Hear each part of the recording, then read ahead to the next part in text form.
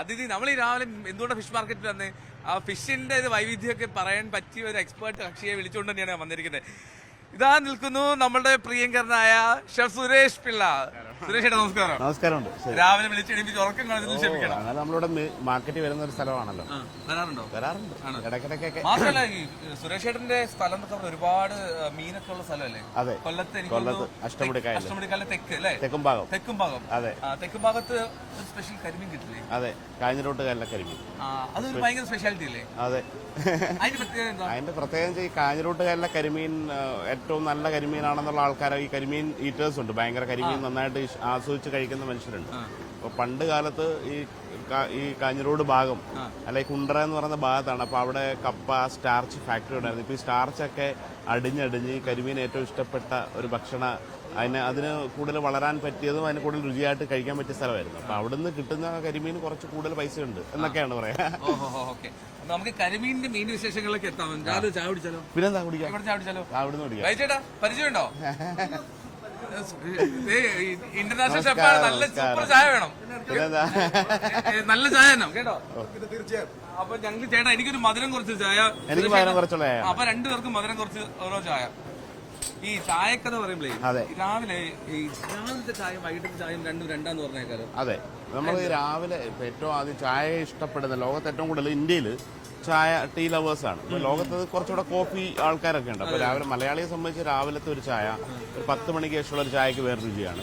പിന്നെ വൈകുന്നേരം 4 മണി കഴിഞ്ഞിട്ട് ഒരു ആഫ്റ്റർനൂൺ കഴിക്കുന്ന ഏറ്റവും ആസ്വദിച്ച് ഒരു ഈവനിങ് ചായക്കാരുണ്ട്.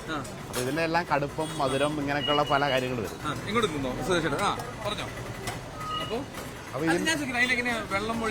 വെള്ളം, കടുപ്പം, പാല്, ഇതിന്റെ എല്ലാം കൂടെ ഒരു ഇത് കണ്ടല്ലോ. എപ്പോഴും വെള്ളം വെട്ടി തിളച്ചുകൊണ്ടിരിക്കുന്ന ഒരു കാര്യമാണ്. പണ്ട് നമ്മളുടെയൊക്കെ നാട്ടിലെ ചായക്കട എന്ന് പറയുമ്പോൾ അതിനകത്തൊരു നാണയം ഇടുമായിരുന്നു. നാണയം ഇങ്ങനെ വെള്ളം തിളയ്ക്കുന്ന ആ തിളയുടെ നില അറിയാൻ വേണ്ടി എപ്പോഴും ഇങ്ങനെ കിടുകിടുകിടുന്ന് സൗണ്ട് കേട്ടില്ലേ? കേൾക്കുന്നുണ്ട്. ഇച്ചൂടെ കേട്ടോ? അതായത് നാണയം ഇട്ട ചായക്കടയിൽ ഇങ്ങനെ വിറകടുപ്പിൽ ഇങ്ങനെ അത് ഈ ചായയുടെ രുചി എന്ന് പറഞ്ഞാൽ വെള്ളത്തിന്റെ തിളനിലയാണ്. എപ്പോഴും 100 ഡിഗ്രിയിൽ തിളച്ചുകൊണ്ടിരിക്കുന്ന വെള്ളത്തിൽ അന്നേരം ചായ ഒഴിക്കുമ്പോൾ നല്ല കടവ് വരും. വെള്ളം തിളച്ചെടുക്കണം. ചേട്ടൻ എത്ര നാളായി ചായ ഉണ്ടാക്കുന്ന, ചായ അടിക്കുന്ന ഒരു പരിപാടി തുടങ്ങിയത്? 30 വർഷമായി. 30 വർഷത്തിന്റെ ചായ ഉണ്ടോ ഞാൻ നോക്കൂട്ടോ. സുരേഷ് ചേട്ടൻ പറയും. കാണുമ്പോ അറിയാം, അത് കാണുമ്പോ തന്നെ അറിയാം അടിക്കുന്ന ആളുടെ അത് കാണും. എന്തായാലും കുടിച്ചിട്ട് പറയാനാണ് കിടക്കുന്നത്. പൊളി. ഇതിപ്പോ ഇവരുടെയൊക്കെ എക്സ്പീരിയൻസ് ഈ മാർക്കറ്റാണ്. രാവിലെ പലരും വരും, ഇത്രയും മത്സ്യത്തൊഴിലാളികളുണ്ട്, വാങ്ങിക്കുന്നുണ്ട്. അപ്പൊ അതിന്റെ മുമ്പ് ഒരു കടയിൽ നിന്ന് വെച്ചാൽ ചായ അടിച്ചടിച്ചടിച്ച് ഇങ്ങനെ ഒരു നല്ല ചായ എപ്പോഴും കിട്ടുക. കണ്ടിന്യൂസ് ആയിട്ട് ഓർഡർ വരണം. അല്ല ആണ്ടിലും സംക്രാന്തിക്കല്ല 1 മണിക്കൂറോട്ട് ഒരു ചായ അല്ല. ഇതേപോലെ ചായ അടിച്ചോണ്ടിരിക്കുമ്പോ താങ്ക് യു. 30 വർഷമായിട്ട് ചായ അടിക്കുന്ന ചേട്ടന്റെ പേരെന്താണെന്ന് പറഞ്ഞേ? ചേട്ടന്റെ പേര്? എന്റെ പേര് നാഗേന്ദ്രൻ. രാജേന്ദ്രൻ ചേട്ടന്റെ ചായ എങ്ങനെയുണ്ടെന്ന് നോക്കാം. അടിപൊളി ചായ. ഇല്ല തർക്കമില്ലാട്ടോ, നല്ല ചായ ചേട്ടാ, നല്ല ചായയാണ്. അപ്പൊ നമുക്ക് പുറത്തേക്ക് ഇറങ്ങി കച്ചവടം കളിച്ചിട്ട് നമ്മളെ മേത്തിട്ട്. അപ്പം ഈ ബ്രേക്ക്ഫാസ്റ്റിന്റെ കാര്യം പറയുമ്പോ ഈ എറണാകുളം ഭാഗത്ത് ബ്രേക്ക്ഫാസ്റ്റ്, കൊല്ലം ഭാഗത്ത് ബ്രേക്ക്ഫാസ്റ്റ്, തിരുവനന്തപുരം ഭാഗത്ത് ബ്രേക്ക്ഫാസ്റ്റ് ഒക്കെ ഭയങ്കര വ്യത്യാസമാണ് അല്ലേ? അപ്പോ കോഴിക്കോടേക്ക് പോയി രാവിലെ ചെറുപയർ കയറി പുട്ട് അല്ലേ? അത് മാത്രമല്ല, കോഴിക്കോടത്തെ ബ്രേക്ക്ഫാസ്റ്റ് എന്ന് പറയുന്ന ഏറ്റവും പ്രത്യേകത കേരളത്തിൽ എനിക്ക് തോന്നിയിട്ടുള്ളത് രാവിലെ തന്നെ ഈ മത്സ്യവിഭവങ്ങൾ. ഏറ്റവും കൂടുതൽ മത്സ്യം നമ്മുടെ കൊച്ചിയിലോ അല്ലെങ്കിൽ ഇവിടെയൊക്കെ ഉണ്ടെങ്കിൽ പോലും ഇവരാരും രാവിലെ അത് കഴിക്കാൻ നോക്കില്ല. അല്ല ഉച്ചയ്ക്ക് ശേഷം അല്ല വൈകിട്ട് ആണ് മത്സ്യം കഴിക്കുക. കോഴിക്കോട് പോയി കഴിഞ്ഞാൽ ഏറ്റവും ആദ്യം തന്നെ രാവിലെ നിങ്ങൾ പുട്ട്, ചെറുപയർ എന്ന് പറഞ്ഞാൽ പൊറോട്ട, മത്തിക്കറി, അല്ലെ അയല മുളകിട്ടത്, ഇതിങ്ങനെ കിട്ടുകയാണ്. അപ്പൊ കൊച്ചിയിലോട്ട് വരുമ്പോ രാവിലെ എത്രയും സീ ഫുഡ് കഴിക്കാൻ വലിയവർക്ക് താല്പര്യം ഉണ്ടാവും. ഈ പിന്നെ ഈ ഫുഡിന്റെ കാര്യത്തില് തുടക്കം ഒരു ചേച്ചിയെ സഹായിച്ച് ചേട്ടൻ ആ കുക്കിങ്ങിലേക്ക് വന്നത്. അതിനു മുമ്പ് ഒരു ക്രേസ് തോന്നിയിട്ടുണ്ടോ എപ്പോഴെങ്കിലും? ഈ വീട്ടിലൊക്കെ സജീവമായിരുന്നോ? ഒരിക്കലും അങ്ങനെ ഈ കുക്ക് ചെയ്തൊരു ജോലി എന്നുള്ള രീതിയിലൊന്നും എനിക്കൊരു തോന്നിയിട്ടില്ലായിരുന്നില്ല. ഒരു ഭക്ഷണം ഇഷ്ടമാകുന്ന രീതിയിൽ നമ്മൾ വീട്ടിൽ നിന്ന് കുക്ക് ചെയ്യും, അവരുടെ കൂടെ ഇങ്ങ് കഴിക്കും. അതിനുശേഷം ഇതൊരു ജോലിയായിട്ട് മാറിയപ്പോഴാണ് നമുക്കിനത് സ്കില്ലുണ്ടെന്ന് അറിയാം. ആസ്വദിച്ച് കഴിക്കും കുക്കിംഗ്. സത്യമായിട്ട് കഴിക്കും, ഭയങ്കരമായിട്ട് എൻജോയ് ചെയ്ത്. ഭക്ഷണം നമുക്ക് ഏറ്റവും നല്ലൊരു മെഡിറ്റേഷൻ പോലാണ്. ചില ആൾക്കാർക്ക് ചില കാര്യങ്ങൾ ഇപ്പോൾ സിനിമ കാണുന്നത് ഭയങ്കര ഇഷ്ടമായിട്ട് ഭ്രാന്തമായിട്ട് കാണുന്ന ആൾക്കാർ, അത് അവരെ കൂടുതൽ ആസ്വദിക്കുക, അവരെ ഹാപ്പിയാക്കി നിർത്തുക, അവരെ ജീവിക്കാൻ പ്രേരിപ്പിക്കുന്നത്.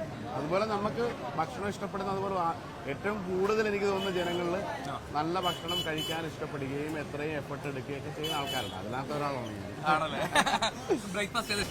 എനിക്ക് അപ്പവും മുട്ടക്കറി. എനി ടൈം അതൊരു എൻ്റെ ഒരു ഏറ്റവും മോസ്റ്റ് ഫേവറേറ്റ് ബ്രേക്ക്ഫാസ്റ്റ് ആണ്. നല്ല മുട്ട, താറാമുട്ട അല്ലെങ്കിൽ കോഴിമുട്ട പുഴുങ്ങി എടുത്തിട്ടുണ്ട്, ഉള്ളി മസാലയൊക്കെ ഇട്ട് ഭയങ്കര വരട്ടി റോസ്റ്റ് ചെയ്തിട്ട് നല്ല മുരിഞ്ഞ അപ്പം. അത് എന്റെ വീട് ഇവിടെ അടുത്ത പോലഞ്ചേരിയ. ഞങ്ങളുടെ അവിടുത്തെ ഒരു മെയിൻ അപ്പത്തിന്റെ കൂട്ടുകറി എന്ന് പറഞ്ഞാൽ പാല് പിഴിഞ്ഞ മുട്ടക്കറി. പാല് പിഴിഞ്ഞ അതറിയാം, അതെനിക്ക് ഇഷ്ടമാണ്.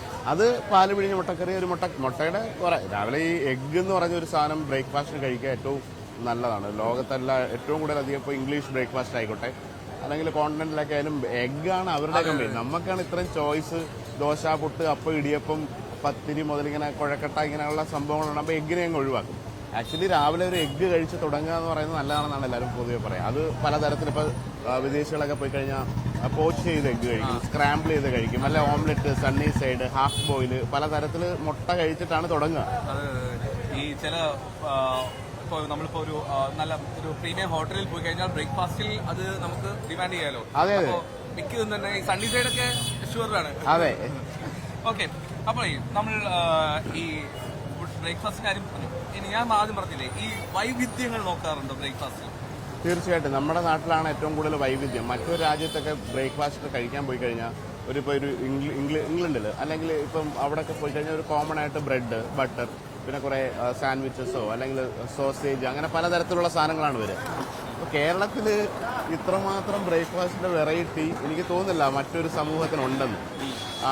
ഓരോ ദിവസവും ഇപ്പം തുടർച്ചയായിട്ട് പോയി കഴിഞ്ഞാൽ ഒരു 75 ദിവസം അല്ല 2 മാസം വ്യത്യസ്തമായ ബ്രേക്ക്ഫാസ്റ്റ്. അതായത് ഇന്ന് കഴിച്ചത് അങ്ങനെ നോക്കിക്കഴിഞ്ഞാൽ 2 മാസം തുടർച്ചയായിട്ട് വ്യത്യസ്തമായ ഭക്ഷണം കഴിക്കാനുള്ള കോമ്പിനേഷൻസ് നമുക്കുണ്ട്. ശരിയാട്ടോ, ഇന്ന് ദോശ കഴിച്ചാൽ നാളെ ഇഡ്ഡലി കഴിക്കും. അതെ, അല്ല അത് മാത്രമല്ല, ഇത്രയും കറികളില്ലേ നമുക്ക്. ഇപ്പൊ നിങ്ങൾക്ക് ഇന്ന് അപ്പവും മുട്ടക്കറിയും കഴിച്ചു, നാളെ ഇടിയപ്പവും ചിക്കൻ സ്റ്റൂ ആയിരിക്കും, വീണ്ടും ഒരു അപ്പവും കടലക്കറി കഴിച്ചാൽ ഇറ്റ്സ് ഡിഫറെന്റ് കോമ്പിനേഷൻസിൽ 2 മാസത്തിലധികം വ്യത്യസ്തമായിട്ട് കഴിക്കാൻ പറ്റും. അത് വേറെ ആർക്കും അതില്ല. വേറെ എല്ലാവർക്കും ഇന്ന് ഒരാഴ്ചത്തെ ഡെയിലി ഒരേ സാധനങ്ങൾ കഴിച്ചു പോവാന്നുള്ളതാണ്. എനിക്ക് തോന്നി ഈ പിന്നെ ഈ ഫുഡ് ബ്രേക്ക്ഫാസ്റ്റിന്റെ വൈവിധ്യം എനിക്ക് കുറച്ചുകൂടി ഈ മധ്യ കേരളത്തിലേക്കും വടക്കൻ കേരളത്തിലേക്കും പോകുമ്പോഴല്ലേ. ഇതൊക്കെ നിങ്ങളുടെ കൊല്ലം പിന്നെ അതെല്ലാം തോന്നുന്നു എല്ലാ സ്ഥലത്തും. ഇപ്പൊ കേരളത്തിന് മൊത്തത്തിൽ ഈ പറഞ്ഞത് ബ്രേക്ക്ഫാസ്റ്റിന് രാവിലെ ഇപ്പം മലബാറിൽ അല്ലെങ്കിൽ ഇവരെ ഒരു അപ്പമൊന്നും രാവിലെ വീടുകളിൽ ഉണ്ടാക്കില്ല. അപ്പൊ അപ്പം കോമൺ ആയിട്ട് ദോശ അല്ലെങ്കിൽ അരിപ്പലഹാരങ്ങളൊക്കെ ആയിരിക്കും. ഇവിടെ ഓരോ സ്ഥലത്തും അതിൻ്റെതായ വ്യത്യാസമുണ്ട്. പക്ഷെ ഈ പറഞ്ഞ എല്ലാ വ്യത്യാസങ്ങളും ഏറ്റവും കൂടുതലായിട്ടുള്ള സംഭവം വണ്ടി വരുന്ന മാർക്കറ്റ്. നല്ല വലിയ ഗംഭീര മീനാ ഓലക്കൊടി അല്ലേ? ഓലക്കൊടി മഹി എന്ന് പറയും. എന്താണ് മഹി? ഇംഗ്ലീഷും ഇവിടെ എല്ലാരും ഇംഗ്ലീഷ് നെയ്മാ മഹി എന്നുള്ള രീതിയിലായിരുന്നു. നമ്മുടെ നാട്ടിലേക്ക് ഈ ഓലക്കൊടി എന്നാണ് പറയുന്നത്. നമുക്ക് മീനിലേക്ക് എത്താം. അതിന് മുമ്പ് എനിക്ക് ബ്രേക്ക്ഫാസ്റ്റ് കഴിഞ്ഞിട്ട് വേണം നമുക്ക് മീനിലേക്ക്. അപ്പം ചേട്ടാ, ഞാൻ പൈസ കൊണ്ട് തരാട്ടോ. താങ്ക് യു കേട്ടോ. ഇത് കഴിഞ്ഞിട്ടൊന്ന് കഴിക്കാം. അപ്പം ഈ അപ്പത്തിന്റെ കൂടെ ഏറ്റവും നല്ല കോമ്പിനേഷൻ എനിക്ക് മുട്ടയാണ്. കൂടുതൽ ആളുകൾ അത് ഞാൻ പറഞ്ഞില്ലേ സ്ഥലങ്ങളനുസരിച്ചിട്ട് ചിലർക്ക് സ്റ്റൂ ഭയങ്കര ഇഷ്ടമാണ്, ചിലർ കടലക്കറി ഭയങ്കര ഇഷ്ടമാണ്, ചിലർ കിഴങ്ങേറി. എനിക്ക് കിഴങ്ങറി ഭയങ്കര ഇഷ്ടമാണ്. കിഴങ്ങ് ഒരു മഞ്ഞ കളറിൽ കട്ടിയുള്ള തേങ്ങാപ്പാൽ, പച്ചമുളക്, ഉള്ളി എല്ലാം കൂടെ ഇട്ടിട്ട് ഒരു പൂരിക്ക് കിട്ടുന്ന ബാജിയെക്കാട്ടിൽ കുറച്ചുകൂടെ ലൂസ് ആയിരിക്കണം. അതെ അതെ അതെ അതെ. ഇത് കരിമീൻ, ചെറിയ ചെമ്മീൻ, വലിയ ചെമ്മീൻ, ആ കൊഞ്ച് തൊലി ഉരിച്ചു വെച്ചിട്ടുണ്ട്. ഇത് കക്ക, ഇതുണ്ട ചെറിയ കക്ക ഇറച്ചിയുണ്ട്. ഈ ചെറിയ കരിമീൻ നമ്മുടെ കായലിൽ തന്നെയല്ലേ? ഇതെല്ലാം കായലിലായിരിക്കും. ബ്രേക്ക്ഫാസ്റ്റിൽ മീൻ വിഭവം ആവാറുണ്ടോ ബ്രേക്ക്ഫാസ്റ്റിൽ? ഞാൻ പൊതുവേ നമ്മുടെ ഈ കൊല്ലത്തുകാരനായ സ്ഥിതിക്ക് അങ്ങനെ കഴിക്കാറ്. പക്ഷെ ഇപ്പൊ ഒരു ഷെഫ് എന്ന നിലയിൽ കിട്ടിക്കഴിഞ്ഞാൽ കോഴിക്കോടൊക്കെ പോയി കഴിഞ്ഞാൽ ഏതെങ്കിലും കടയിൽ പോയി രാവിലെ ഒരു അയലക്കറിയും പുട്ടും കഴിക്കാറുണ്ട്, അല്ലെങ്കിൽ മത്തിയും ഇതായിട്ട് കഴിക്കാറുണ്ട്. ഞാൻ പറയട്ടെ, എന്റെ ഒരു ഫേവറേറ്റ് പറയട്ടെ, നല്ല മൊരമരാന്ന് മുരിഞ്ഞ പൊറോട്ട, അതില് അല്പം പാല് പിഴിഞ്ഞ ഒരു മീൻകറി, അല്ലെങ്കിൽ ഫിഷ് മോളി അപ്പം. അതെ. പക്ഷെ മലയാളിയുടെ മുമ്പിൽ ഒരു പൊറോട്ട കണ്ടാൽ അത് രാവിലെയാണെന്നോ ആ ഒരു ഡിഷിന് ഇപ്പൊ നമ്മൾ ചിലപ്പോ ഒരു ദോശ ഉച്ചയ്ക്ക് ചോറ് കഴിക്കുന്ന സമയത്ത് കഴിക്കണം തോന്നൂല. ഓക്കെ, അല്ലെങ്കിൽ അത്രയ്ക്ക് ഭയങ്കര ഫാനായിരിക്കണം. പക്ഷെ പൊറോട്ട എന്ന് പറയുന്ന സാധനം മലയാളി കണ്ണ് തുറന്ന് മുമ്പിൽ അയാളുടെ മുമ്പിൽ ചുട്ടടിച്ചിട്ട് ഇങ്ങനെ നിന്ന് കഴിഞ്ഞാൽ കഴിച്ചു പോകും. അത് നേരം വെളുത്താലും ഉച്ചയ്ക്കായാലും രാത്രിയിലായാലും അത് ഒരു പൊറോട്ട മലയാളികളെ കീഴടക്കിയ ഒരാളാണ്. മലയാളികൾ പൊറോട്ടയുടെ ഒരു അടിമയെന്ന് പറയും. കാരണം അത് അറിയാം, അതിന് ഭയങ്കര ഗുണങ്ങളില്ല, മൈദയാണ്. ബട്ട് സ്റ്റിൽ നമുക്ക് ഇഷ്ടമാണ്. അതപ്പോൾ ഇഷ്ടമുള്ള സാധനം കഴിക്കുന്നതിന് വലിയ തെറ്റൊന്നുമില്ല, അത്രേ ഉള്ളൂ. ഇനി ഇപ്പൊ ഈ ഒരു കൊഞ്ച് കിട്ടിയാൽ എന്താ നമുക്ക് ഇപ്പൊ രാവിലെ നമുക്ക് സെറ്റാക്കാൻ പറ്റുന്ന എന്താണ്? ഞാൻ പെട്ടെന്ന് തൊലിച്ച് കുറച്ചെടുത്തിട്ട് ഇത് ഏറ്റവും ഉച്ചക്കായിട്ടാണെങ്കിൽ നമ്മൾ കൊഞ്ചിന്റെ തീയലുണ്ടാക്കും. ഇച്ചിരി വറുത്തരച്ച തീയൽ. അതല്ലെന്നുണ്ടെങ്കിൽ കൊഞ്ചും മാങ്ങയും മുരിങ്ങയ്ക്കും കൂടെ ഒരു ചാറുണ്ട്. അത് ചോറുകൊണ്ട് ഭയങ്കര ടേസ്റ്റാണ്. അതല്ലെങ്കിൽ ചെമ്മീൻ പൊരിയലുണ്ട്. അല്ലെങ്കിൽ ചെമ്മീൻ ഇപ്പൊ ഏറ്റവും കൂടുതൽ ഫേമസ് നമ്മുടെ റെസ്റ്റോറന്റിലെ റെസിപ്പി ഉണ്ടല്ലോ, വേണാട് പാൽക്കൊഞ്ച്. അതൊക്കെ ഈസി ആയിട്ട് 5 മിനിറ്റ് ഉണ്ട്. ഇത് ഭയങ്കര ഇത് ചെറിയ അതാണ് ഏറ്റവും ടേസ്റ്റ് ഉള്ളത്.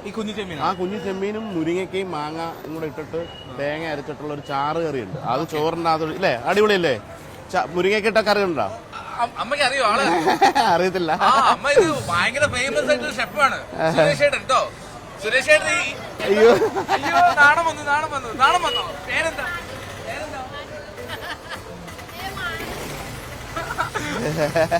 അമ്മയ്ക്ക് ക്യാമറ കണ്ടപ്പോ ചെറിയത് നാണോ? ആ കുഴപ്പമില്ല, ക്യാമറ ഒന്നും വേണ്ടെന്ന്. ഈ ചേട്ടൻ നമ്മൾ ആദ്യം ചേട്ടാ ഇതെന്ത് മീനാ? ഈ മീൻ പേര് കതിരാൻ. പരിചയമുണ്ടോ? കാണാം. പിന്നെ ചെറിയ നെത്തോലി. അതൊരു മിക്സർ ആയിട്ട് വരുന്നത് അല്ലേ?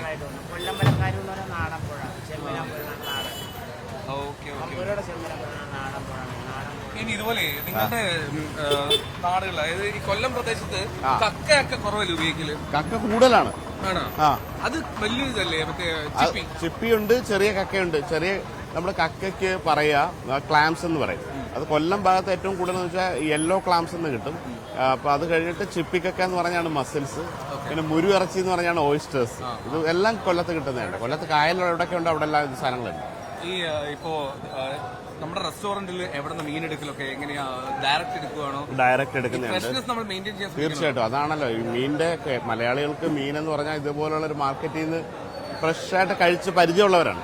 അപ്പൊ അവരുടെ മുമ്പിലേക്ക് ഫ്രോസൺ പ്രൊഡക്റ്റോ അല്ലെങ്കിൽ പഴകിയ മത്സ്യമോ കൊണ്ട് അവർക്ക് തിരിച്ചറിയാൻ പറ്റും. അപ്പൊ അതിന്റെ ഏറ്റവും വലിയ കൊച്ചിയിലൊക്കെ നമുക്ക് ഒരു റെസ്റ്റോറന്റ് നടത്തുന്നത് വളരെ ഈസിയാണ്. ഏറ്റവും കൂടുതൽ മത്സ്യം ലഭിക്കുന്ന ഒരു സ്ഥലമാണ്. അതുകൂടാണ്ട് ഇവിടെ ഇനി ഷോർട്ടേജ് ആണെങ്കിൽ നമുക്ക് വിഴിഞ്ഞത്തു നിന്നും നീണ്ടകരയിൽ നിന്നും അതുപോലെ മംഗലാപുരത്തു നിന്നും ചെന്നൈയിൽ നിന്നും ഒക്കെ എത്താറുണ്ട്.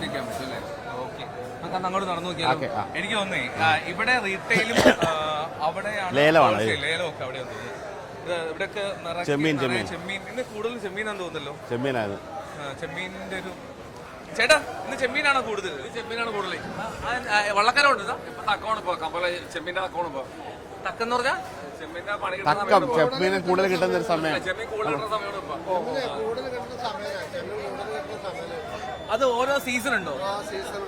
ആണല്ലേ? സുരേഷ് ചേട്ടൻ ഈ ചെമ്മീന്റെ ഓരോരോ വൈവിധ്യങ്ങൾ പറഞ്ഞുകൊണ്ടിരിക്കുകയായിരുന്നു. തീയലുണ്ടാക്കും, പിന്നെ മുരിങ്ങക്കായും മാങ്ങയും ഉപയോഗിച്ചുള്ള ചാറ് കറി.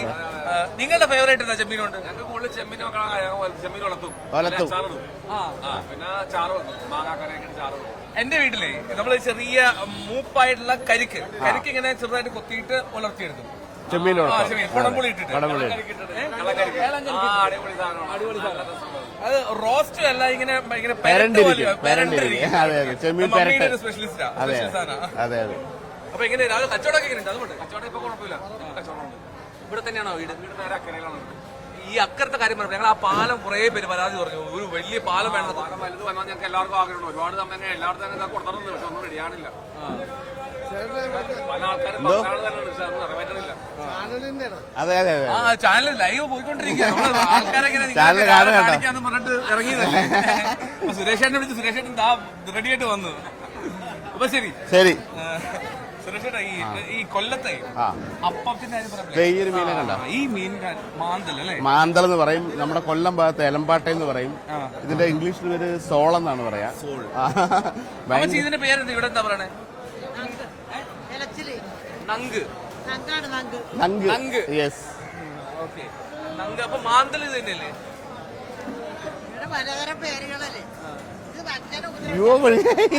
മനുഷ്യനെ ഉപദ്രവിക്കുന്ന സാധനമല്ല ഞങ്ങള്.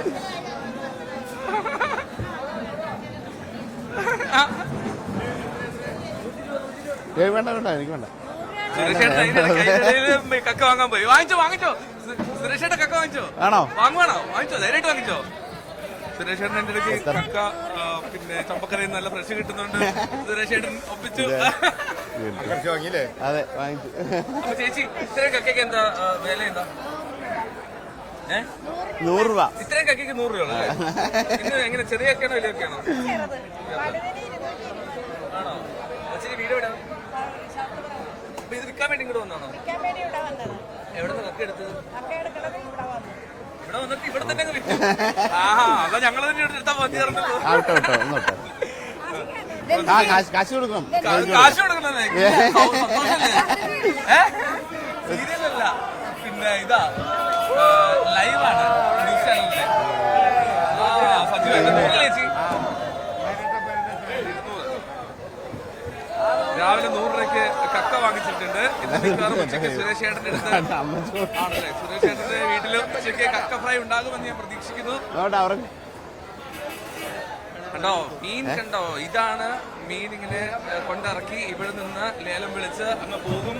സുരേഷ് ചേട്ടാ, എന്തോ ഈ മീനൊക്കെ കാണുമ്പോ ഒരു കൊതിയൊക്കെ തോന്നുന്നുണ്ടോ? അതെ അതെ, വലിയ ചെമ്പല്ലി ഉണ്ട്, അതുപോലെ നെയ്മീൻ, ചൂര, എല്ലാ സംഭവങ്ങളും. വലിയ ചൂരയാണ് ഇത് കാണുന്നത്. കേര. വലിയ കേരയുണ്ട്. മീനിന്റെ ഒരു വലിയ നീണ്ട വിഭവം തന്നെയുണ്ടല്ലേ? നമുക്ക് ആ ചേട്ടാ ഇത് ചേട്ടൻ്റെ അല്ലേ? ഒരു മിനിറ്റ് ഒന്ന്. ഈ മീനൊക്കെ എങ്ങനെയാ? എവിടുന്നാ വരുന്നത്? ഇത് കൊച്ചി ഹാർബറിൽ. ആ കേര എത്ര ഉണ്ടാവും? അതൊരു 40 കിലോ. 40 കിലോ. ഒറ്റ പീസായിട്ട് പോവോ അതോ മുറിച്ചു കൊടുക്കോ? അങ്ങനെയാണ് ഇവിടുന്ന് പോകണം. മുറിക്കൽ ഇവിടെ ഇല്ല. ഹോൾസെയിൽ മാർക്കറ്റ് ആണ് അങ്ങനെ പോകണം. ഇത്രയും മീൻ എത്ര സമയം കൊണ്ട് തീർക്കും? തീരുന്നില്ല. ഇവിടെ ഒരു 9 മണി വരെ ഉണ്ട് കച്ചവടം. കുറെയൊക്കെ തീരും. നല്ല ഫ്രഷ് മീൻ കൊടുത്തോളൂ സുരേഷ് ചേട്ടന്റെ ഹോട്ടലിൽ. ഫ്രഷ് തന്നെ കൊടുക്കാലോ. നല്ല വറ്റുണ്ട്, ചെമ്പല്ലിയുണ്ട്, വിളമീനുണ്ട്, കേരയുണ്ട്, നെയ്മീനുണ്ട്, ചൂരയുണ്ട്. എന്ത് വേണം? വറ്റ, കാരി, കൂരി, ചെമ്പല്ലി എല്ലാം എല്ലാം ഉണ്ട്. സാറിന് എന്ത് വേണം പറഞ്ഞു? നമ്മളെടുക്കാം. മീൻ എടുക്കാനായിട്ട് മറ്റൊരെണ്ണം എടുത്തോ. ഇപ്പൊ വേണ്ട, ഞങ്ങൾ ലൈവ് കഴിഞ്ഞിട്ട് വരാം. ചെമ്പല്ലി കൂന്തൽ വാങ്ങിച്ചോണ്ട് പോവാണ് ചേട്ടൻ. കൂന്തൽ കണവ അല്ലേ? കണവാന്ന് പറയും, കൂന്തൽ എന്ന് പറയും. ഇവിടെ ഒരുപാട് മീൻ, കുഞ്ഞു സ്രാവൊക്കെ ഉണ്ടല്ലോ. അതെ, സ്രാവുണ്ട്. ഈ സ്രാവ് കൊണ്ടുള്ള ഒരു വിഭവം നമ്മുടെ തെരണ്ടി പോലെ വറുത്തരച്ചാണ് ഈ സ്രാവ് വയ്ക്കുക. അതുപോലെ സ്രാവിന്റെ ഒരു തോരനുണ്ട്. കാരണം സ്രാവിന്റെ പ്രത്യേകത ഇതിനകത്ത് മുള്ള് വളരെ സോഫ്റ്റ് ആണ്, കഴിക്കാൻ പറ്റും. അപ്പൊ ഇതിന്റെ ഏറ്റവും കൂടുതൽ എല്ലാം എഡിബിൾ ആയിട്ടുള്ളൊരു മീനാണ്. അത് സോഫ്റ്റ് ആയിട്ട്. ബേബി ഷാർക്ക് അല്ലേ? അപ്പൊ കുഞ്ഞു സ്രാവാണോ നല്ലത്? അങ്ങനെ കൂടുതൽ കിട്ടുന്ന സമയത്ത് ഇതിനെ എല്ലാവരും കൂടെ ഒരു ഈ തേങ്ങ വറുത്തരച്ചിട്ടുള്ള കറി ഏറ്റവും. ചേട്ടൻ എന്തൊക്കെയോ പറയുന്നു എന്റെ അടുത്ത്. എന്താ ചേട്ടാ എന്താ പറഞ്ഞേ? കേട്ടില്ല. എന്താ പറഞ്ഞേ? സ്രാവിലുണ്ടാവും കുഞ്ഞുങ്ങൾ. ഇനിയോ? അതിലുണ്ടാവും കുഞ്ഞുങ്ങൾ. അതിന്റെ ഉള്ളിലുണ്ടാവും. അത് കുഞ്ഞല്ലേ? ഓൾറെഡി കുഞ്ഞല്ലേ? അല്ല, കുഞ്ഞല്ല, തള്ളേണത്. അതിലുണ്ടാവും കുഞ്ഞുങ്ങൾ. ആണോ? ഈ മീൻ ഏതാ? ആ വലിയ മീൻ ഹമൂർ. ഒരുപാട് നമുക്ക് ഈ ഗ്രില്ല് ചെയ്യാനൊക്കെ നല്ല അറബി നാടുകളിൽ, ഗൾഫിലുള്ള ഏറ്റവും കൂടുതൽ ഭയങ്കര ഇഷ്ടമുള്ള മീനാണിത്. ഇത് അമൂർ വേറെയാണ്. ഇത് റെഡ് അമൂറാണ്. Red Amur. പിന്നെ പുള്ളി അമൂറാണ്. ഈ കിടക്കുന്ന ഇതാണ് ഹമൂർ. വേറെ അമൂറുണ്ട്, വരയമാമൂർ, പുള്ളി വരയും, ബ്ലാക്ക് അമൂർ. ഈ ഹമൂറിന് റേറ്റ് എന്താ? ഇതിനിപ്പോ 250 രൂപ. 250. അത് ഹോൾസെയിൽ റേറ്റ് ആണോ? ഹോൾസെയിൽ റേറ്റ് ആണ് 250. അപ്പൊ ഞാൻ 1 കിലോ വേണമെന്ന് പറഞ്ഞ ചേട്ടൻ തരുമോ? തരുമല്ലോ. അപ്പൊ വേണ്ട.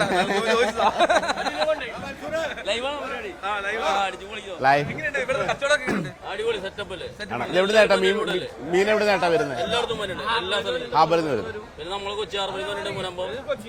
ഈ സ്രാവൊക്കെ എപ്പോഴും സീസണിൽ ഉള്ളതാണോ അതോ വല്ലപ്പോഴും കിട്ടില്ല? വല്ലപ്പോഴേ കുറവുള്ളൂ. ഈ കണവയും ചെറിയ കണവയാണല്ലോ. അപ്പൊ സുരേഷ് ചേട്ടാ, ഈ സുരേഷ് ചേട്ടന്റെ ഇപ്പത്തെ ഒരു വൺ ഹൈലൈറ്റ് സാധനം ഫിഷ് നിർവാണയാണല്ലോ. ആ ഫിഷ് നിർവാണയ്ക്ക് യൂസ് ചെയ്യുന്ന ഏറ്റവും കൂടുതൽ യൂസ് ചെയ്യുന്ന മീൻ ഏതാണ്? നെയ്മീനാണ്. അതെ, നെയ്മീനും കരിമീനും വെള്ള ആവൂലിയാണ് കൂടുതൽ റെസ്റ്റോറന്റിലായിട്ട് പോകുന്നത് എല്ലാം. ഈ ഫിഷ് നിർവാണയിലേക്ക് എത്തിയ ഒരു സാഹചര്യം എങ്ങനെയായിരുന്നു? നിർവ്വാണയിലേക്ക് അതായത് ഞാൻ ചോദിക്കുന്നത് അതിന്റെ ഒരു ഇംപ്രൂവൈസേഷൻ കൊണ്ടുവന്നത് എങ്ങനെയാണ്? അതിങ്ങനെ ഓരോ ഡിഷ് നമ്മളിങ്ങനെ വീണ്ടും ട്രൈ ചെയ്ത് ഇങ്ങനെ പോകുമായിരുന്നു. നെയ്മീൻ ആയിട്ട് നമ്മൾ ആ ഒരു ഡിഷ് ക്രിയേറ്റ് ചെയ്തു. കോവിഡ് ടൈമിൽ അതിന്റെ റെസിപ്പി ഷെയർ ചെയ്ത് കഴിയുമ്പോഴാണ് ഇത് ഇത്രയും പോപ്പുലർ ആയത്. ഈ കോവിഡ് സമയം കുക്കിങ്ങിന് ഒരു വലിയ സ്പേസ് സാധാരണ ചേർക്കാൻ ഉണ്ടാക്കിയിരുന്നത് അല്ലേ? അതെ, എല്ലാ ആൾക്കാരും അവരുടെ വീടുകളിലൊക്കെ ഈ മീൻ വാങ്ങിച്ചിട്ട് ഫ്രഷ് ആയിട്ട് ഇത് ഉണ്ടാക്കും. അത്ര എളുപ്പത്തിലുള്ള റെസിപ്പിയും കൂടെ ആണല്ലോ. അപ്പോൾ അത് കാരണം അത് ഭയങ്കര പോപ്പുലറായി. പിന്നീട് റെസ്റ്റോറൻറ്റ്സിൽ മെനുവിൽ വന്നപ്പോൾ ഇപ്പോൾ എല്ലാ ഒട്ടുമിക്ക റെസ്റ്റോറൻറ്റിലും ഈ സാധനം ഉണ്ട്. അതിലൊരു ട്രേഡ് മാർക്ക് ഒന്നും ചെയ്യാൻ നോക്കിയില്ല. അതിന്റെ ആവശ്യമില്ല. ആളുകൾ കൂടുതൽ ഉണ്ടാക്കി കഴിക്കട്ടെ, നല്ല ഭക്ഷണം ഉണ്ടാക്കി പരാതിയില്ല. വലിയ വർക്കൊടി ഞണ്ടുണ്ട്, കടലിലെ ഞണ്ടാണ്. കടൽ ഞണ്ടാണോ കായൽ ഞണ്ടാണോ നല്ലത്, കൂടുതൽ ടേസ്റ്റി? അത് ഓരോരുത്തരുടെ ഇഷ്ടമാണ്. കായലിലെ ഞണ്ടിന് കുറച്ചുകൂടെ കൂടുതൽ, അത് കുറച്ചുകൂടെ എക്സ്പെൻസീവ് ആയിരിക്കും, ഫ്ലഷ് കൂടുതലായിരിക്കും. ഇത് കടൽ ഞണ്ട് ഒരുപാട് വലിയൊരു ക്വാണ്ടിറ്റിയിൽ കിട്ടുകയും ചെയ്യുമല്ലോ. ആദ്യം സുരേഷ് ചേട്ടനെ ചെയ്യാൻ സുരേഷ് ചേട്ടൻ പരിചയമുണ്ടോ? ഇഷ്ടമാണോ സുരേഷ് ചേട്ടന്റെ ഡിഷുകളൊക്കെ? നല്ല നല്ല മീനൊക്കെ ഏട്ടാ? രത്നഗിരി ചാള എന്ന് പറഞ്ഞ എന്താ പ്രത്യേകത?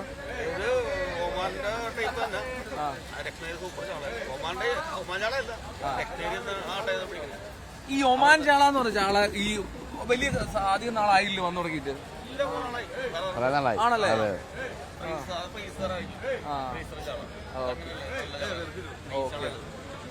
Okay okay. അപ്പൊ ഇത് രത്നഗിരി ചാള എന്നാണ് പറയുന്നത് അല്ലേ? ഓക്കെ. സിനിമ കാണാറുണ്ട്. പിന്നെന്താ ഇഷ്ടപ്പെട്ട നടനാണ്? ഇഷ്ടപ്പെട്ട നടൻ അങ്ങനെ ലാലേട്ടൻ, മമ്മൂക്ക അഭിനയിച്ചിട്ടുണ്ടെന്ന് എനിക്കറിയാം. ഇപ്പൊ നേരിലുണ്ട്. അപ്പൊ സിനിമ നടനോടാണ് ചോദിക്കുന്നത് ഇഷ്ടപ്പെട്ട നടനാണ്. അതെ, അങ്ങനെ നമുക്കിപ്പോ ഒരു സിനിമ ഇഷ്ടപ്പെടുന്ന ഒരാൾക്ക് അങ്ങനെ ഒരാളെ ഇത്രയും ടാലന്റ് ആയിട്ടുള്ള ആക്ടേഴ്സ് ഉള്ളൊരു ഇൻഡസ്ട്രിയിൽ ഒരാളായിട്ടൊന്നും ആർക്കും പറയാൻ പറ്റില്ല. കാരണം എല്ലാവർക്കും അറിയാം ഇവരെല്ലാം ഓരോരോ രീതിയിൽ നമ്മളെ വിസ്മയിപ്പിക്കുന്ന അഭിനേതാക്കളാണല്ലോ. അതിപ്പം മലയാളത്തിലെ അത്രയോ നല്ല താരങ്ങളാണ്, അവരുടെ സിനിമയായിട്ട് നോക്കിക്കഴിഞ്ഞാൽ. അപ്പളേ ഞാൻ എന്തായാലും നമ്മുടെ ഈ പൃഥ്വിരാജിന്റെയും ബ്ലസ്സിയുടെയും ആടുജീവിതം അത് റിലീസ് ചെയ്താണ്ട് എടുക്കാറായിരിക്കുകയാണ്. അതെ. അപ്പൊ നമുക്ക് അതിന്റെ ഒരു കാഴ്ചയിലേക്ക് പോകണം. അതായത് ഈ ബെന്യാമിന്റെ നോവല് അതൊരു ഒരു ഒരു ത്രസിപ്പിക്കുന്ന ചിത്രമായിരിക്കുമെന്ന് പ്രതീക്ഷയുണ്ട് പ്രേക്ഷകർക്ക് മുഴുവൻ. തീർച്ചയായും. ഞാൻ കഴിഞ്ഞ ഒരു KLFന്റെ മീറ്റിന്റെ ഇടയിൽ അദ്ദേഹത്തെ കണ്ടിരുന്നു നേരിട്ട്. ബ്ലസ്സി സാറിനെ കണ്ടു. അത് കഴിഞ്ഞിട്ട് നമ്മുടെ റെസ്റ്റോറന്റ് വന്നപ്പോഴും ഭക്ഷണം കഴിക്കാറുണ്ട്. ഈ സിനിമയെ കുറിച്ചൊക്കെ ഞങ്ങൾ സംസാരിച്ചു. അദ്ദേഹമായിട്ട് കോഴിക്കോട് വെച്ചിട്ടായിരുന്നു. എല്ലാവരും ഭയങ്കര അദ്ദേഹം ഒരു സിനിമയ്ക്ക് കരിയറിന്റെ ഏറ്റവും പീക്ക് നിൽക്കുമ്പോൾ അദ്ദേഹം കാഴ്ച ചെയ്തു. അത് കഴിഞ്ഞ് തന്മാത്ര അങ്ങനെയൊക്കെയുള്ള തന്മാത്രയല്ല കളിവീട് ചെയ്ത് കഴിഞ്ഞിട്ടാണ് ഈ ഒരു സിനിമയിലേക്ക് പോകുന്നത്. ഒരു 10 വർഷത്തോളം കാലം ഒരു ഫിലിമിന് വേണ്ടിയിട്ട് കരിയറിന്റെ പീക്കിൽ നിൽക്കുമ്പോൾ വേറെ ഏതൊരു ഡയറക്ടർ ആണെങ്കിലും എവരി 2 ഇയേഴ്സ് ഒരു മൂവിയൊക്കെ ചെയ്യാൻ പറ്റുന്നത്. അപ്പൊ അതിനു വേണ്ടിയിട്ട് അത്രയും ഡെഡിക്കേറ്റ് ചെയ്തൊരു മൂവിയാണ് മലയാളികളെല്ലാം ചെയ്തു. അതുപോലെ പൃഥ്വിരാജ് ഇത്രയും എഫർട്ട് എടുത്ത് ചെയ്തൊരു സിനിമ. അതിന്റെ ഒരു പ്രിയപ്പെട്ട താരജോഡിയായിരുന്നല്ലോ ഷെയ്ൻ നിഗവും മഹിമ നമ്പ്യാരും. അതെ. അപ്പൊ അവരുടെ ലിറ്റിൽ ഹാർട്ടിലൂടെ എന്നൊരു സിനിമയുടെ ലിറ്റിൽ ഹാർട്ട് സിനിമ വീണ്ടും ഒന്നിക്കുകയാണ്. അതെ, നമസ്കാരം.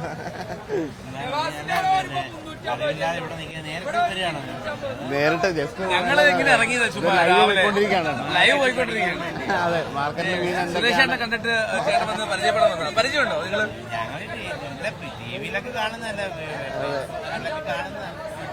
മീൻ വാങ്ങിക്കാൻ വന്നതാണോ? അപ്പൊ എല്ലാ ദിവസവും ഇവിടെ വന്നാണോ? ഫ്രഷ് മീൻ വാങ്ങിച്ചോണ്ടോ?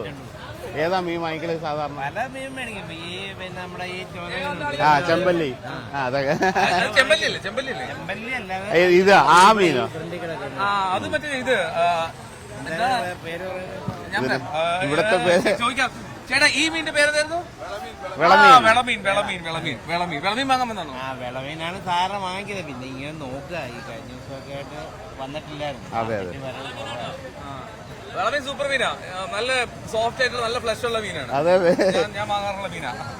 സുരേഷ് ചേട്ടൻ എങ്ങനെയാ പരിചയം? സുരേഷ് ചേട്ടനെ അറിയാത്ത ആരെങ്കിലും ഉള്ളൂ ഇതിനകത്ത്? അതായത് നമ്മളിപ്പോ ഈ ഫീൽഡില് വളരെ ചെറിയ തോതിൽ വന്നിട്ട് മീൻസ് അതായത് വലിയ ഒരു ആഡൊന്നും കൂടാതെ തന്നെ ആ ഓരോ ആക്ടിവിറ്റി കൊണ്ട് തന്നെ കൂടുതൽ പേരായിട്ടുള്ള ആളാണ്. അതുപോലെ സിമ്പിൾ ആണ് കാര്യങ്ങൾ.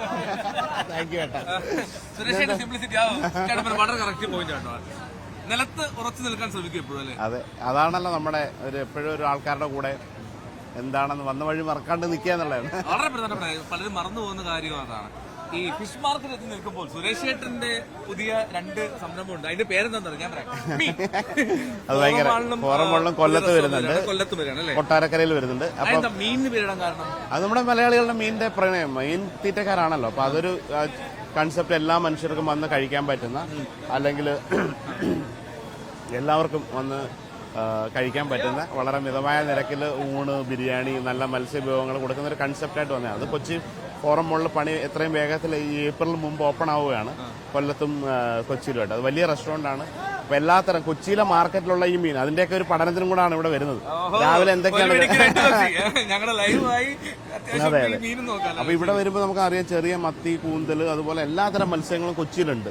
അപ്പം അത് ലോക്കലി എല്ലാ ദിവസവും രാവിലെ എന്തൊക്കെയാണോ അവൈലബിലിറ്റി ആ ഫ്രഷ് മീൻ അവിടെ കൊണ്ടുവന്ന ആളുകൾക്ക് അതേ രീതിയിൽ ഉണ്ടാക്കി ചോറും മീനുമായിട്ട് കഴിക്കുക എന്നുള്ളൊരു മീനാണ്. മീൽസ് ആണ് ലഞ്ച് ടൈമിൽ. മീൽസും ബിരിയാണിയും മത്സ്യവിഭവങ്ങളാണ് നമ്മുടെ കോൺസെൻട്രേറ്റ് ചെയ്യുന്നത്. ഡിന്നർ നമ്മുടെ ഒരു 5 സ്റ്റാർ ലെവൽ ഒരു തട്ടുകടയാണ് ഇതേപോലെ. അപ്പൊ അതൊരു നല്ല ക്വാളിറ്റി ഉള്ള റെസ്റ്റോറന്റ് ആണ്. അപ്പൊ അവിടെ വന്ന് അതിനകത്ത് വന്ന് നമ്മുടെ തട്ടുകടകളിലൊക്കെ കിട്ടുന്ന അതേ ഭക്ഷണം രാത്രിയിൽ കഴിക്കാൻ പറ്റുന്നതാണ് ഈ മീനിന്റെ കൺസെപ്റ്റ്. രാത്രി വന്നു കഴിഞ്ഞാൽ പുട്ടും മീൻകറി, അതേപോലെ കപ്പ, അപ്പം, ഇടിയപ്പം, അങ്ങനെയൊക്കെയുള്ള കറികളും അതിന്റെ കൂടെയുള്ള അതിനോടൊപ്പമുള്ള ഇഷ്ടപ്പെട്ട കറികളെല്ലാം. മീനായിരിക്കും കൂടുതൽ, പക്ഷെ അതിനോട് മാംസ ബീഫും ചിക്കനും മട്ടനും താറാവും എല്ലാം കിട്ടുന്ന തരത്തിലുള്ള. ഇപ്പൊ 16 അതിന്റെ ഒരു 40 വരുന്നുണ്ട്. 56 100 ടാർഗറ്റ്.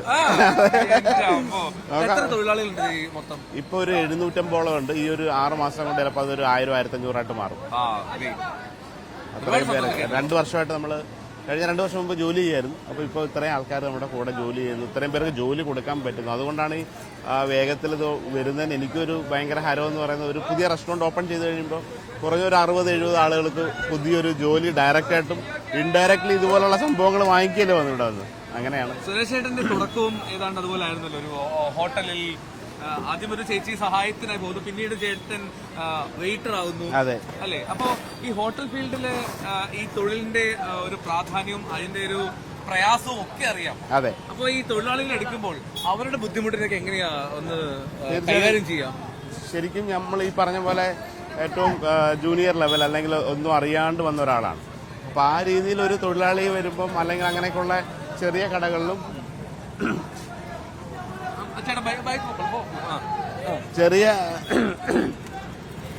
ചെറിയ റെസ്റ്റോറൻറ്റിലും വലിയ പഞ്ചനക്ഷത്രവും വലിയ ബ്രാൻഡൊക്കെ ജോലി ചെയ്യാൻ പറ്റുകൊണ്ട് എന്തൊക്കെയാണ് താഴേക്കടയിലുള്ള ഒരു പ്രശ്നം, അല്ലെങ്കിൽ എന്തൊക്കെയായിരിക്കും ഒരു തൊഴിലാളി ഈ ഒരു മേഖലയിൽ അനുഭവിക്കുന്നതിന്റെ കഷ്ടതകളും ഏറ്റവും നല്ലതും കണ്ട ഒരാളെന്ന നിലയിൽ അതൊന്നും നമ്മുടെ ആളുകൾ കിട്ടാണ്ടിരിക്കാൻ വേണ്ടിയിട്ടുള്ള കാര്യമാണ് ഞാൻ ചെയ്യുന്നത്.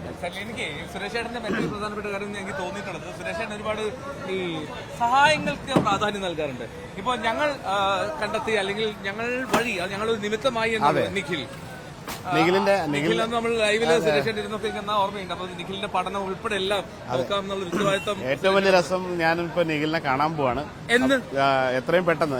അപ്പൊ അതിനകത്ത് അവന് കുറെ സമ്മാനങ്ങൾ, അവനെ ഷെഫാക്കാൻ പോലെ അവന് കുറെ സ്പെഷ്യൽ ഗിഫ്റ്റ് ഒക്കെ എനിക്ക് കിട്ടി, അവന് കൊടുക്കാം. അപ്പൊ അതെല്ലാം കൊണ്ട് കൊടുക്കാൻ പോവാണ്. അപ്പം വലിയൊരു സ്വിറ്റ്സർലൻഡ് ബ്രാൻഡിന്റെ കുറെ നൈഫ്, ആ ഒരു കിച്ചണിൽ ഒരു ഷെഫിന് വേണ്ട കുറെ സാധനങ്ങൾ, പിന്നെ കുറെ പോട്ട്സ്, പാൻസ്, യൂണിഫോം, ഇതൊക്കെയായിട്ട് ഞാൻ നിഖിലിനെ കാണാനായിട്ട് പോകുന്നുണ്ട്. വീട്ടിൽ വരുന്ന പുള്ളി ഒരു ഷെഫാക്കി നമ്മളങ്ങ് ഏറ്റെടുത്തിട്ടുണ്ട്. അത് ഭയങ്കര ഒരു സ്റ്റോറിയാണ് അവൻ്റെ.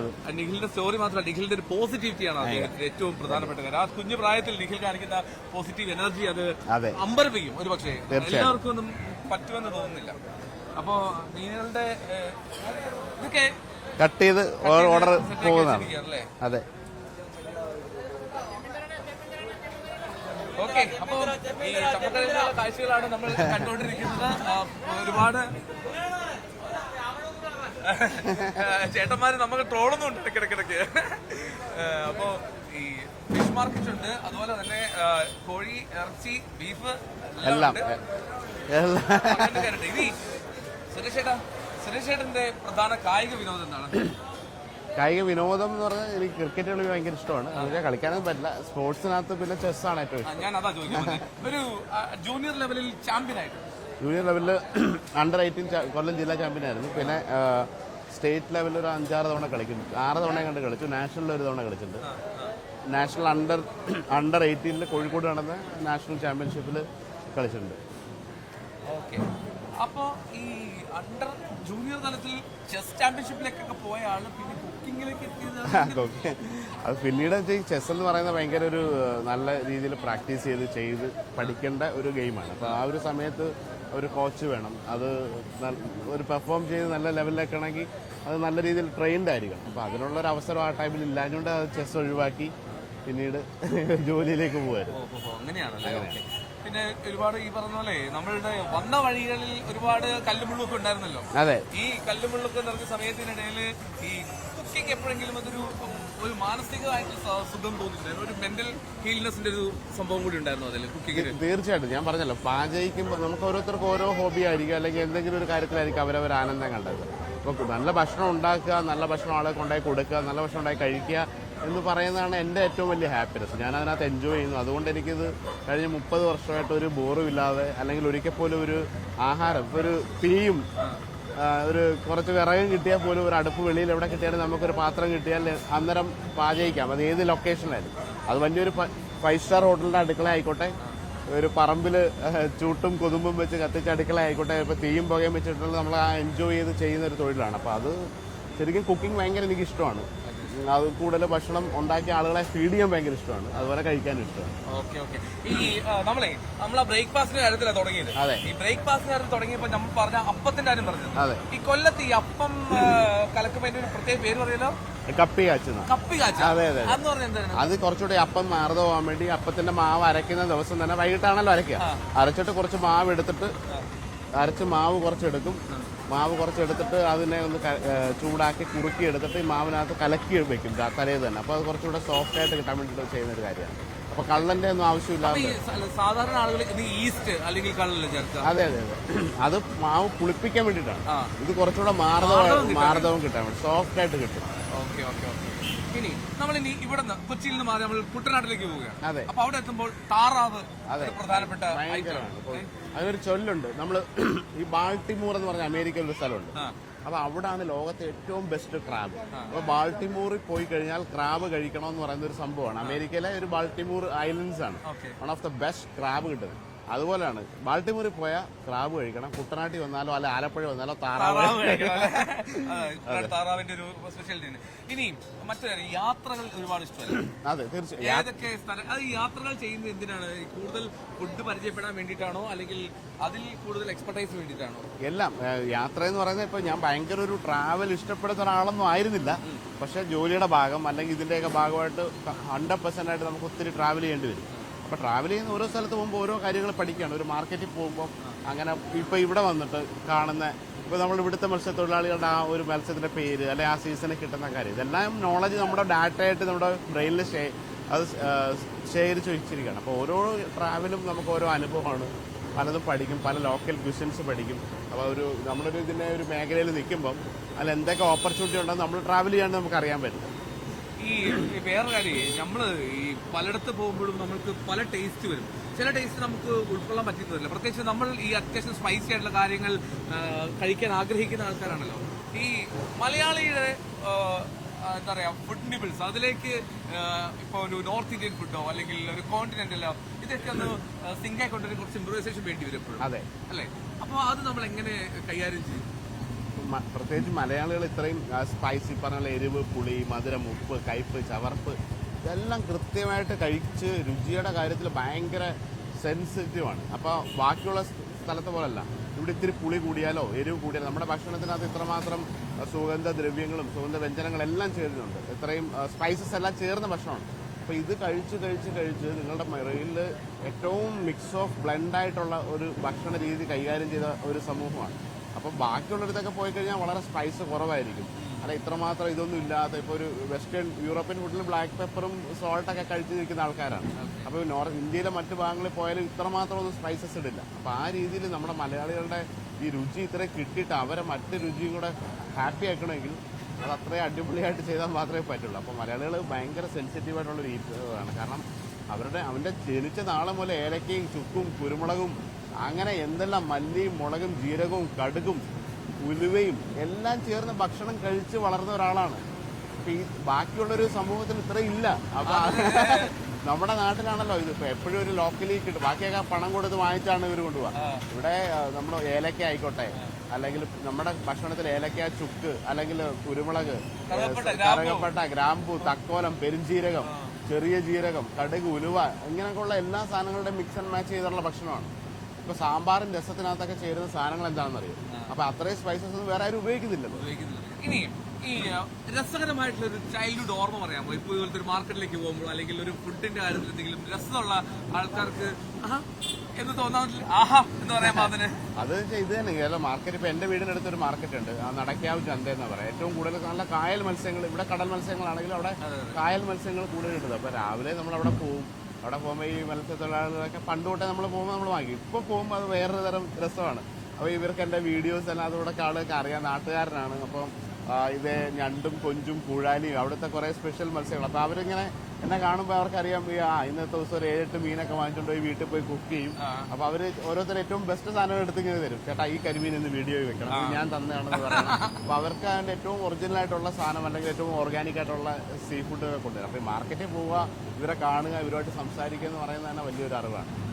സുരേഷേട്ടൻ നമുക്ക് ഒരു ഉറപ്പ് വന്നിട്ടുണ്ട്, നാട്ടിൽ കൊല്ലത്ത് വരണം, അവിടെ വീട്ടിൽ ഗംഭീരമായ ഒരു ബ്രേക്ക്ഫാസ്റ്റ് നമ്മൾ ലൈവായിട്ട് ചെയ്യും, ഒപ്പം സംസാരിക്കുകയും ചെയ്യും അല്ലേ? തീർച്ചയായിട്ടും. എപ്പോൾ വേണമെങ്കിലും ഒരു ദിവസം നമ്മൾ കൊല്ലത്ത് വരുമ്പോഴാണല്ലോ ഈ ബ്രേക്ക്ഫാസ്റ്റിന്റെ കാര്യമൊക്കെ ചെയ്യുന്നത്. ലല്ലുച്ചേട്ടൻ എന്ന് വെച്ചാൽ നമ്മൾ ഒത്തിരി വർഷമായിട്ട് ഇതിന്റെ ന്യൂസ് 18ന്റെ ഭാഗമാണ്. ഞാനിവിടെ വന്ന സമയത്ത് ഈ ലല്ലുച്ചേട്ടൻ ഭയങ്കര ഫുഡി കൂടിയാണ്. ഞാൻ എവിടെ ഫുഡ് കഴിക്കാൻ കിട്ടും അവിടെ ഓടിപ്പോവും. ഇപ്പൊ കാണുന്നുണ്ടാവും ലൈവായിട്ട്. ഞാൻ UK നിന്ന് വന്നു.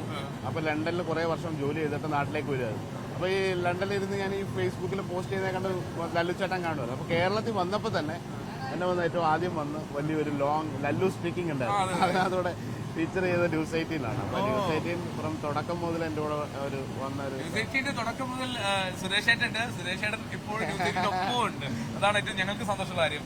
എന്തായാലും സുരേഷേട്ടൻ പോകണമെന്ന് പറഞ്ഞ സമയമായി, അങ്ങനെ ധൃതിയായി. ഇനി കുറെ പ്രോഗ്രാം ഷൂട്ടും ഒക്കെ ഉണ്ട്. പ്രോഗ്രാം ഉണ്ട്, ഷൂട്ടുണ്ട്, കുറെ ഗസ്റ്റിന്റെ സംഭവങ്ങളുണ്ട്, റെസ്റ്റോറന്റ് ബിസിയാണ്. അപ്പോൾ അങ്ങനെ ഒരു വളരെ ബിസി ആയിട്ടുള്ളൊരു എൻജോയ് ചെയ്യുന്ന ലൈഫാണ്. പറഞ്ഞ പോലെ 16 റെസ്റ്റോറൻറ്റ്സിന്റെ കാര്യം, പുതിയ 40 റെസ്റ്റോറൻറ്റ് നടന്നുകൊണ്ടിരിക്കുന്നു. ഇപ്പോൾ കേരളത്തിൽ തന്നെ ട്രിവാൻഡ്രത്തും കൊല്ലത്തും ഹരിപ്പാടും ചേർത്തലയിലും കൊച്ചിയിൽ പുതിയ 3 റെസ്റ്റോറൻറ്റ്, കോഴിക്കോട് 5 റെസ്റ്റോറൻറ്റ്, ബത്തേരി, പാലക്കാട്, ബാംഗ്ലൂരും, ദുബായ്, ബഹ്റൈൻ, കുവൈറ്റ് ഇങ്ങനെ പോയിക്കൊണ്ടിരിക്കാം. ഇതൊക്കെ ഒരു നല്ലൊരു ഇത്ര ഈസി അല്ല. എന്നാലും നേരത്തെ പറഞ്ഞ പോലെ നമ്മൾ റെസ്റ്റോറൻറ്റ് ചെയ്ത് കഴിഞ്ഞാൽ കൂടുതലും അത്രയും ഒരു തൊഴിലവസരങ്ങൾ വരികയാണ്. പലർക്കും കൂടുതൽ ഇതിനകത്ത് തന്നെ എല്ലാവരും പഠിച്ചവരൊന്നുമല്ല. പലർക്കും ഇതുപോലെ ആദ്യമായിട്ട് ഇങ്ങനെ കണ്ടിട്ടുള്ളവരെ ട്രെയിൻ ചെയ്തിട്ട് അവരുടെ ഒരു ലൈഫിലൊക്കെ മാറ്റമൊക്കെ വരുന്നുണ്ട്. അപ്പോൾ ഇത് എനിക്ക് ഭയങ്കര ഒരു ഷെഫ് എന്ന നിലയിലുപരി കുറെ പേരുടെ ലൈഫിൽ എന്തെങ്കിലുമൊക്കെ ഒരു മാറ്റം വരുത്താൻ പറ്റുന്നുണ്ടോ എന്ന് അറിയുന്നത് തന്നെ ഭയങ്കര സന്തോഷം. ഒരു മനുഷ്യന് ജീവിതത്തിൽ ചെയ്യാൻ പറ്റുന്ന ഏറ്റവും വലിയ കാര്യം അത് തന്നെയാണ്. തീർച്ചയായിട്ടും. ഞാനിപ്പം ഈ പറഞ്ഞ പോലെ ഒരു 100 പേരുണ്ടെങ്കിൽ ഒരു 60-70 പേര് പ്രൊഫഷണലായിട്ട് ഇത് അറിയാവുന്നവരായിരിക്കും. അടുത്തൊരു 40 പേര് ചിലപ്പം ഒന്നും അറിയാത്ത ഒരാളെ 2 മാസം ഇന്ന് ഇൻവെസ്റ്റ് ചെയ്താൽ മോനെ ഇങ്ങനെ ചെയ്യൂ, ഇങ്ങനെ ഒരു അക്കൗണ്ട് ഉണ്ടാക്കാം. അവർ അങ്ങനെ ആയി ഏറ്റവും പ്രൊഫഷണലായ ഒത്തിരി ആൾക്കാർ എൻ്റെ കൂടെ ഉണ്ട്. അപ്പോൾ അങ്ങനെ അവരുള്ളവർക്കും തീർച്ചയായിട്ടും ഈ ഒരു മേഖല ഒരു സ്ഥിര വരുമാനവും എൻജോയ് ചെയ്യുന്നൊരു ജോലിയും കൂടെ ചെയ്യാൻ പറ്റുന്നു. അപ്പോൾ ഇന്നത്തെ ബ്രേക്ക്ഫാസ്റ്റ് എന്താ? ഇന്നത്തെ ബ്രേക്ക്ഫാസ്റ്റ് ഞാനിപ്പോൾ പോകുന്ന വഴിക്ക് എവിടെയെങ്കിലും, കാരണം ഇന്ന് എനിക്കൊരു ഷൂട്ടാണ്, ഇനിയിപ്പോൾ പോയി പോകുന്ന വഴിക്ക് എവിടെയെങ്കിലും രാവിലെ കണ്ടാൽ അപ്പം മുട്ടക്കറിയും ഉണ്ടെങ്കിൽ അതാണ് കഴിക്കുക. അല്ലെങ്കിൽ അതല്ലെങ്കിൽ പൊറോട്ടയും ബീഫ് കഴിക്കും രാവിലെ. ഇത് നിങ്ങളെ പറഞ്ഞ് കൊതിപ്പിച്ച് രാവിലെ പൊറോട്ടയുണ്ട്, പൊറോട്ടയും ബീഫ് കറിയൊക്കെ നമ്മൾ കിട്ടി കഴിക്കും. ഇതൊക്കെയാണ്. ഒരുപാട് സന്തോഷം. ഭയങ്കര സന്തോഷം ഇങ്ങനെ ഒരു മാർക്കറ്റിൽ വന്നിട്ട്. ഒരു മാർക്കറ്റിൽ മീനിന്റെ ഗന്ധമൊക്കെ അടിച്ചൊരു അല്ല ഇത് ചെയ്തിട്ടുണ്ട്. എന്നാലും എപ്പോഴും നമുക്കൊരു ഫ്രഷ് ആണല്ലോ.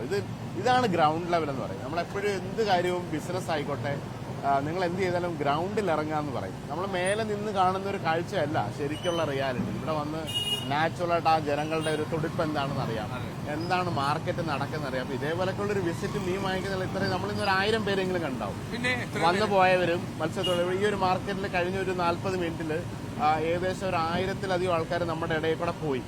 അവർ പലതും വാങ്ങിക്കുന്നുണ്ട്, നമ്മൾ പലതും ഒബ്സർവ് ചെയ്യുന്നുണ്ട്, അവർ നമ്മളെ നോക്കുന്നുണ്ട്. അപ്പൊ ഇതൊരു എനിക്കും ഇന്നൊരു ഭയങ്കര ഹാപ്പിയാണ്. അല്ലെ രാവിലെ 7 മണിക്കൊന്നും ഞാൻ എണീക്കാത്ത ഒരാളാണ്. നമ്മൾക്ക് ഇത്ര സന്തോഷമുള്ളൂ. പോസിറ്റീവ് എനർജി അത് പ്രേക്ഷകർക്ക് കൊടുക്കും, ഒപ്പം നിൽക്കുന്ന ആൾക്കും കൊടുക്കും. Thank you. പോസിറ്റീവ് അല്ലേ? ഭയങ്കര കട്ട പോസിറ്റീവ് അല്ലേ?